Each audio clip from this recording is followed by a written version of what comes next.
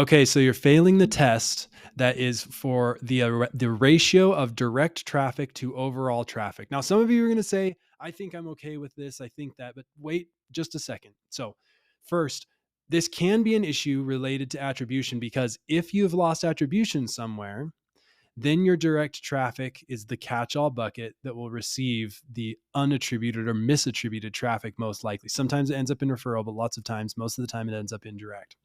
So, this is an issue to investigate. Now, the way to investigate this is probably to look at the sources of the or the landing pages of the traffic and try to determine which of those should be tracked. And then you can investigate some of the technical issues from there. Take a look at the new direct visits not to the homepage test to give you some insights on how to handle that. Now, for those of you that are going, no, I'm okay because that amount of direct traffic would be normal for me, I would say this. Number one, if you are marketing, then that's probably not true. We'll get to that in a second. But number two, if you aren't marketing at all, then you probably don't have a whole lot of need for an analytics program because you're not trying to drive people to a specific purpose. If you want to do that and you're not marketing, then you probably ought to be doing some more marketing. Now, for those of you who are marketing but say that this is okay, it's probably acceptable for me to have this much direct traffic, I would say this.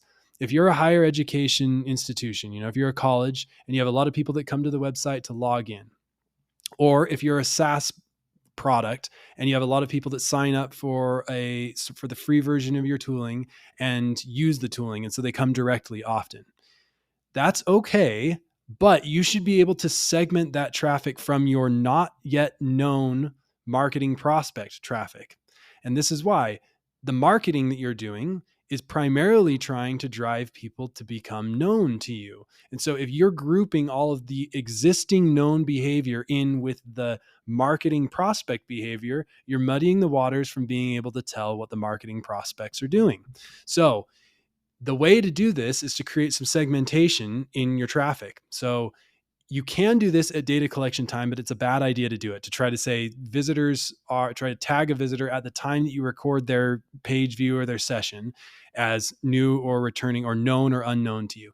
It's better to do this as a late data binding effort. To use get your data into BigQuery, get your reporting built out of Looker Studio, but then in BigQuery, use the processing to say any visitors who have ever logged in at the time that they log in, from that time afterward, mark them as a known visitor. And so we can create a categorization. So when we look at marketing reporting, we're looking at the progress for not yet known to you visitors and their progress to becoming known to you. So that's good for higher ed. It's good for SaaS. It's good for e-commerce. That's a good general practice. And when you do that, then your overall ratio of direct traffic should shrink in that group, in that marketing prospect group.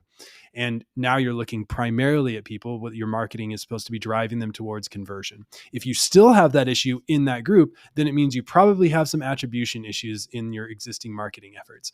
So if you want help on any of those fronts, we would love to help you get rapidly stood up in BigQuery and rapidly reporting in Looker Studio, because there's so much benefit to get once you head that direction.